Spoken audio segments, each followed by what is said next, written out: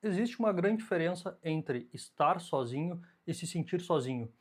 A primeira é uma circunstância, o segundo um sentimento. Mas e se o primeiro pudesse ajudar a curar o segundo? No vídeo de hoje, vamos falar sobre solidão produtiva, que nos permite mergulhar em nós mesmos, permite encontrar nossa essência e transformar o tempo a sós em algo profícuo, benéfico, algo bom. Bem, para fazer isso, vamos falar dos benefícios, dos perigos e de como colocar em prática, porque nada adianta um conceito bonito se ele não tiver aplicabilidade prática. Meu nome é Paulo, sejam bem-vindos ao Refúgio Produtivo, mais especificamente a playlist sobre as coisas.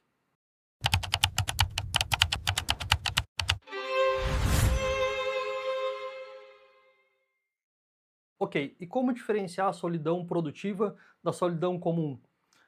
A solidão aquela que é ruim, que nos coloca numa posição muito difícil na vida. Bom, quando eu me referir à solidão produtiva, eu vou falar solitude. E quando eu falar apenas solidão, é essa solidão ruim. O que é a solidão? É um sentimento de vazio, é um sentimento de não pertencimento, de desconexão. E o que é a solitude? A solitude é uma escolha. Para começar, ela é uma escolha, ela é intencional, ela é consciente. Tu escolhe passar um tempo a sós, com algum motivo.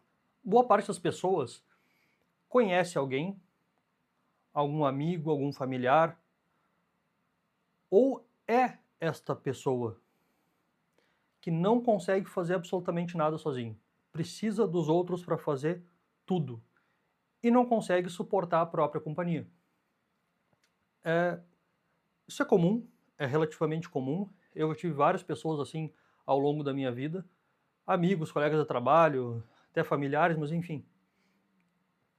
O fato é que muita gente não consegue suportar a própria companhia em hipótese alguma. Sempre tem que estar fazendo alguma coisa com os outros ou buscando fazer algo com os outros, fora de casa, fora do ambiente normal, para passar o tempo. Não consegue ficar nunca sozinho, não consegue nunca encarar os próprios pensamentos, não consegue fazer nada. Bom, e para exemplificar, para trazer algo mais abstrato para algo mais palatável, para que a gente consiga entender melhor, compreender melhor esses conceitos, eu vou usar duas metáforas. A primeira é: a solidão é uma prisão, e a solidão produtiva, a solitude, é um refúgio. Percebe a diferença? A prisão é algo que nos é imposto ou é autoimposto, mas é algo ruim, sempre ruim. A gente fica preso ali dentro, obviamente. E a solitude é um refúgio. É um lugar onde a gente vai para se reconectar, para organizar os pensamentos, para descarregar as energias, para recarregar as energias. Enfim, é um lugar bom, é algo positivo. E a segunda metáfora é: a solitude não é a ausência de pessoas, mas a presença de si mesmo. Porque quando a gente está o tempo todo com muita gente na volta, sempre buscando a companhia de outra pessoa para que algo faça sentido na nossa vida, a gente vai se anulando, a gente vai perdendo nossa própria essência por esse bombardeio massivo de opiniões alheias, de estímulos alheios, e às vezes a gente faz isso sem ter ninguém do nosso lado, mas com o celular na mão. Simplesmente com o celular na mão, a gente começa a receber estímulos de todos os lados. É notificação por e-mail, é notificação de rede social, de várias redes sociais, WhatsApp, Telegram, enfim, não para nunca. E esse bombardeio externo, esses estímulos, esses ruídos, fazem com que a nossa própria essência vá se apagando. Então, é nesse sentido que eu estou falando. Bom, e agora nós vamos falar dos perigos da solidão. Tanto o perigo da solidão não tratada, ou quando ela é tratada de forma como se fosse algo normal. Ela pode gerar uma série de distúrbios relacionados à saúde mental, depressão, ansiedade, enfim, por aí vai. E se quem está assistindo tem esse tipo, toma consciência disso e precisa procurar algum tipo de ajuda, que procure algum tipo de ajuda especializada. Eu não tenho aptidão técnica para falar sobre saúde mental. Sou formado em Direito e Filosofia. Aí deveria se procurar um psicólogo, um psiquiatra e quase nunca um coach. Tá? Não é um coach. E eu vou citar aqui três sintomas dessa solidão. O primeiro deles é a desconexão social. Quando a gente não consegue se sentir à vontade, não se sente parte de nenhum ambiente onde a gente vai. Seja um bar, seja uma cafeteria, seja uma praça, qualquer ambiente social, onde as pessoas vão para socializar, a gente não se sente bem nunca. A gente sempre sente um peixe fora d'água. Um segundo sintoma é a insegurança. Obviamente, quando a gente não está à vontade, confortável, em algum lugar público, com muita gente, etc., muitos barulhos, muita conversa, muita gente não consegue fazer parte de nada, isso gera um sentimento de insegurança, que isso também é muito ruim. E o terceiro, não são apenas três, esses são os que eu achei mais importantes para citar aqui no vídeo. O terceiro é o sentimento de não pertencimento.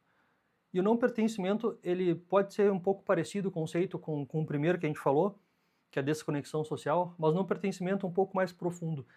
É como se tu sentisse que tu não pertence a lugar nenhum. Eu não pertenço aonde eu estou no meu local de trabalho, eu não me sinto pertencente àquele ambiente familiar onde eu estou inserido, eu sinto que eu não pertenço a essa cidade, ou a esse estado, ou a esse país, enfim. É uma desconexão mais profunda, né? Então, esse seria o terceiro sintoma que a gente pode identificar de forma muito fácil relacionado à solidão. Bom, falamos sobre os perigos e alguns dos sintomas relacionados à solidão, e como ela é prejudicial. Agora falaremos dos benefícios da solitude, da solidão produtiva. E para começar, ela está sempre relacionada a foco e propósito, sempre com um objetivo claro de melhorar algo na nossa vida, de evoluir. E às vezes, para fazer isso, a gente precisa simplesmente não fazer nada, mas a gente vai chegar lá. Eu vou citar 4 benefícios da solidão produtiva ou da solitude. Não que sejam apenas esses 4, mas são os 4 que eu considero mais importantes. E o primeiro deles é o autoconhecimento. E ele permite que tu escute os teus próprios pensamentos sem influência externa. Isso é essencial. Quando a gente não consegue nem se escutar, não consegue desenvolver nenhum pensamento próprio, sem aquele monte de estímulo o tempo todo, ou quando a gente começa a pensar em alguma coisa, mas recebe uma notificação e para, isso nunca é positivo. A gente precisa escutar o que a gente sente, né? Parece estranho, escutar o que a gente sente. É isso. A nossa cabeça fala com a gente. A gente precisa escutar e precisa refletir sobre isso. A gente não vai melhorar nunca, nem evoluir, se a gente não fizer isso com regular frequência. O segundo benefício é a criatividade. Para que a gente consiga criar, inovar, transformar, a gente precisa escutar os nossos pensamentos. É claro que a gente recebe estímulos externos que são úteis para isso, que a gente usa como referência, como base, mas para criar e transformar, a gente precisa saber o que a gente está sentindo, o que a gente está pensando. Então, esse é outro benefício, a criatividade. A gente estimula a criatividade quando a gente para de receber todos aqueles estímulos externos que a gente falou ali mais cedo, no autoconhecimento. O terceiro é a restauração. Restauração de quê? A restauração é da paz interior. Todos os dias a gente acorda já com o celular. O celular desperta, via de regra as pessoas usam o próprio celular como despertador. Ele desperta, a gente pega ele na mão para desligar o alarme e já tem notificação ali. Tem e-mail, tem mensagem no WhatsApp, no Telegram, tem notificação da rede social, de Instagram, de Facebook, de o que for. Então, a gente já começa o dia sendo bombardeado de inúmeros estímulos com muitos ruídos. Depois a gente já liga a televisão, entra no carro, já liga o carro, aí tem alguém falando sobre uma infinidade de assuntos e a gente passa o dia inteiro recebendo estímulos. A gente nunca para descarregar as energias, a gente está sempre sendo carregado de informação o tempo todo. Isso também é muito ruim para a nossa saúde mental. Tem como escapar disso? Não, a gente vive num mundo, uma sociedade extremamente conectada e a gente não tem simplesmente como tirar isso da nossa vida. Não sei que a gente vá para o meio do campo e fique lá. Mas, para a maioria das pessoas, pelo menos, a gente não consegue evitar que isso aconteça com frequência. Mas a gente tem que ter certos períodos de limpeza. Limpeza de ruído, limpeza de estímulos.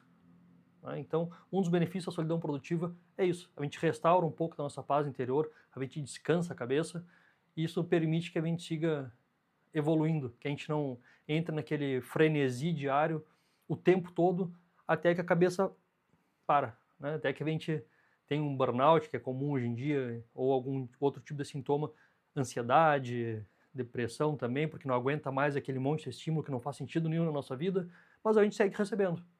E se a gente não parar para descarregar um pouco esse excesso de lixo que a gente recebe o dia inteiro, o problema vem. E o quarto benefício que eu vou citar é o do fortalecimento da autonomia. A partir do momento que a gente aprende a gostar da própria companhia, a gente passa a depender cada vez menos da aprovação alheia. E essa aprovação alheia é algo muito ruim, é algo nefasto na nossa existência e que em algum momento a gente vai ser atingido por isso. É, de certa forma, natural quando a gente vive em sociedade, mas essa aprovação alheia, na maioria dos casos, é de alguém que a gente nem conhece direito, ou simplesmente não conhece mesmo, é algum completo estranho na internet, e a gente deixa de fazer algo para não desagradar, ou não para não desagradar, mas porque, e se não gostarem? E se me criticarem? Quando eu decidi criar esse canal no YouTube, por muitas vezes eu tive esse sentimento. Mas eu tive consciência também de que eu não deveria ficar pautando o que eu quero fazer da minha vida com base no que os outros vão achar. E é claro que para um canal de YouTube tem exposição, é importante que as pessoas gostem do meu conteúdo, do que eu estou falando. Mas eu não posso deixar de fazer por medo de desaprovação. A questão é essa, é sentir esse medo, porque é uma espécie de medo, mas agir mesmo assim. Porque tem coisas boas também, tem pessoas boas que vão te apoiar, que vão te ajudar. Mas a questão é, a gente não pode viver dependente da aprovação alheia o tempo todo. Se tu tiver um núcleo forte, se tiver uma essência bem resolvida contigo mesmo, cada vez menos a opinião alheia vai fazer efeito na tua vida. E agora eu te convido a fazer uma reflexão. Qual foi a última vez que tu ficou completamente sozinho? Quando eu falo sozinho, não é sozinho fisicamente, sem ninguém do teu lado, mas sozinho sem ter estímulo externo, sem estar conectado com qualquer outra pessoa, qualquer outro tipo de estímulo fora do ambiente onde tu está naquele momento fisicamente. Sem celular, sem televisão, sem rádio. Pouca gente escuta rádio, mas tudo bem. Mas sem computador, sem tablet, sem nada, sem música, apenas tu contigo mesmo. Qual foi a última vez que tu fez isso? E por quanto tempo tu conseguiu fazer isso? O que te impede de fazer isso com mais frequência? Deixa aqui nos comentários. Bom, e agora chegou na parte prática do vídeo. Como colocar em prática a solidão produtiva? Que é muito legal, cheio de benefícios, é uma maravilha. Tá, mas como é que eu faço isso? Como é que eu coloco isso na minha vida? Como é que eu aplico isso de forma a extrair aqueles benefícios que a gente acabou de falar? E aqui eu vou dar 3 dicas, de novo, não são as únicas 3 dicas, não vai esgotar esse assunto, não são as únicas formas de se conseguir os benefícios que a gente falou, mas são 3 formas que eu considero que são um bom início, um bom começo para a gente usufruir desses benefícios. E a primeira dica é reserva um tempo para ti mesmo. Muita gente vai dizer, não, mas eu não tenho tempo. Minha vida é muito corrida. É mentira. Tu é o protagonista da tua vida. Se tu não tiver um tempinho para ti de vez em quando, tu está indo para um caminho muito errado. A grande verdade é que, na maioria das vezes, a gente simplesmente não quer ficar esse tempo sozinho consigo mesmo. Porque a gente tem muitos pensamentos, preocupações, angústias, medos que a gente simplesmente pega, coloca numa gavetinha mental lá no fundo, num cantinho escuro, e prefere evitar de pensar ou prefere evitar de enfrentar aquele monstrinho. Mas se tu não tiver pelo menos alguns momentos por semana, não precisa ser todos os dias, idealmente sim, mas não precisa ser, mas pelo menos alguns momentos na semana em que tu fica sem celular, vai meditar, vai ler, ou só senta e fica em silêncio, sem aquele monte de estímulo. A questão é ficar um período de tempo sem estímulo externo, sem celular, sem televisão, sem rádio, sem música, sem nada.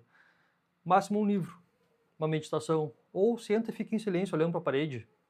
Não faz diferença.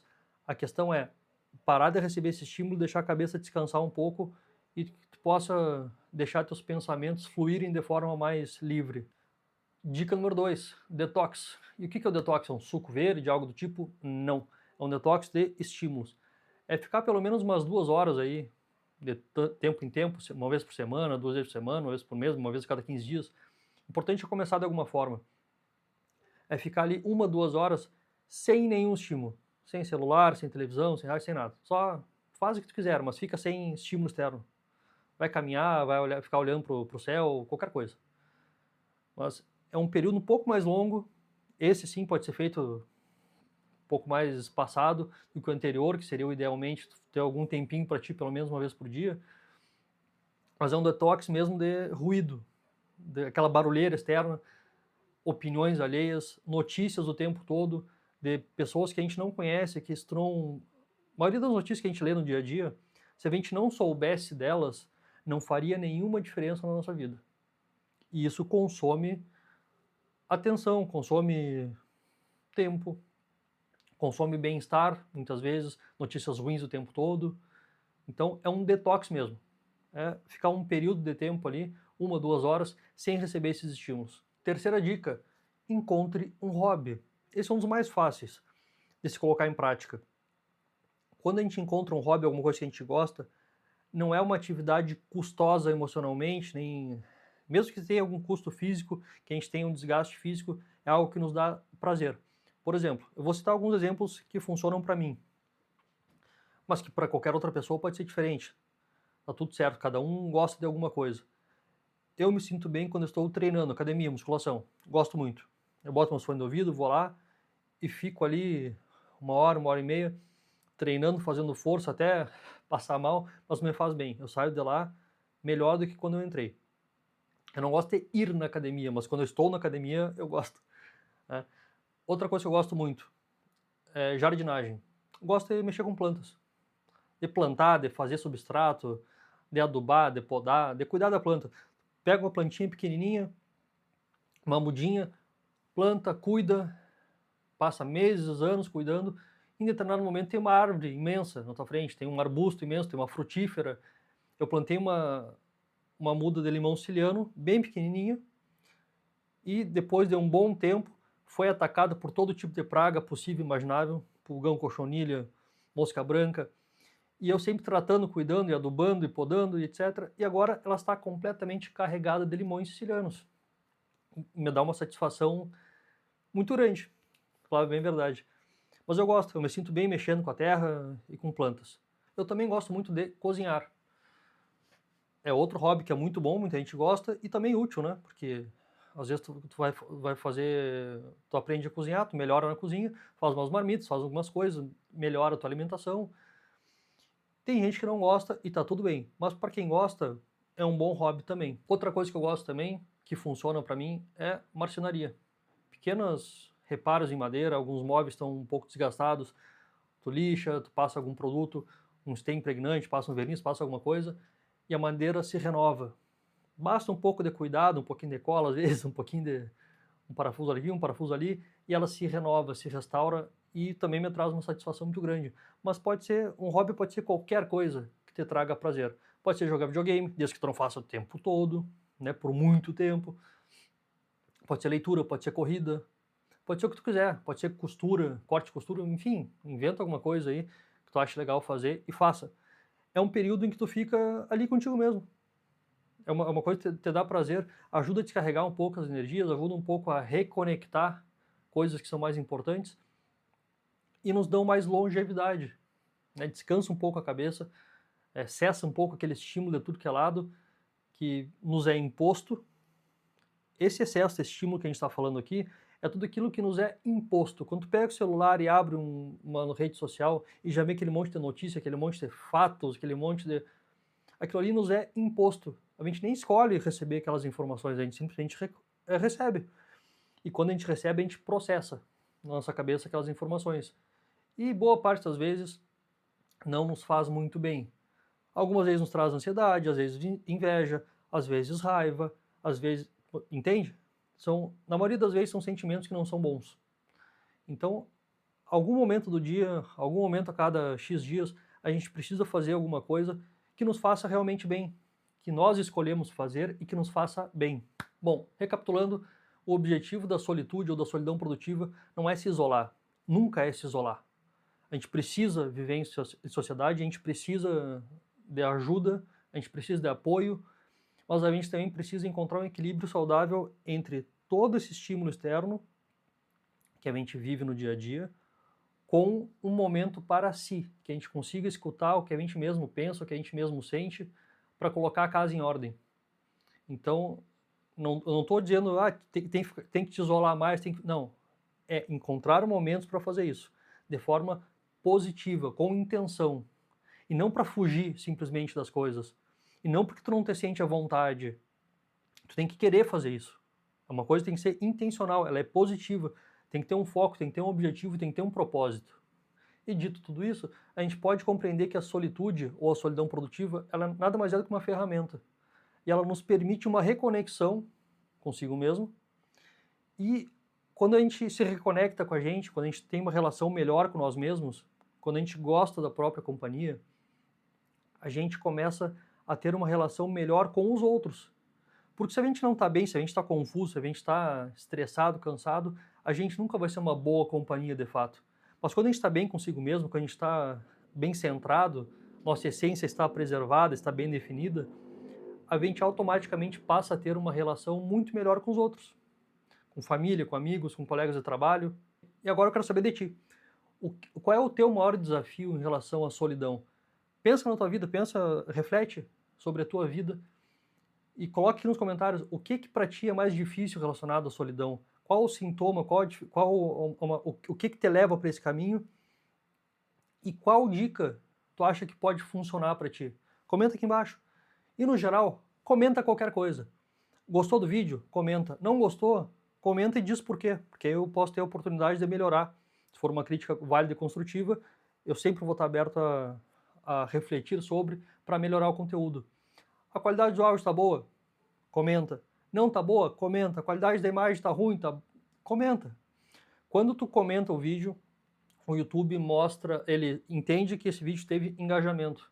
Então, curtida, comentário, salvar para assistir depois, compartilhar, tudo isso mostra para o YouTube que esse conteúdo tem alguma relevância, é um conteúdo positivo, e ele vai entregar esse vídeo para mais pessoas. Isso ajuda muito o canal a crescer. Esse é o primeiro vídeo e esse é o objetivo, que o canal vá crescendo aos poucos, para que eu possa trazer mais conteúdos como esse e ajudar o maior número de pessoas possível. Semeie o que é bom e aprenda sempre a ser a melhor companhia para si mesmo.